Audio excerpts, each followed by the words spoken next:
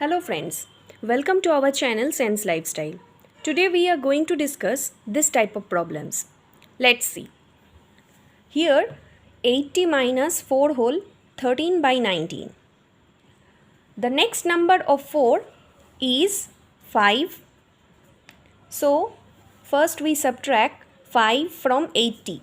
Here it is 75. Now subtract 13 from 19.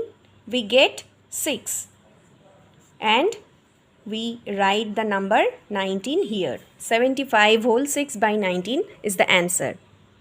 Next, 64 minus 11 whole 13 by 17. The next number of 11 is 12. So we subtract 12 from 64.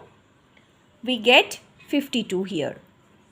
Now we subtract 13 from 17. So we get 4 and here 17. This is the short trick of this type of subtraction. Please like, share and subscribe our channel. Thank you.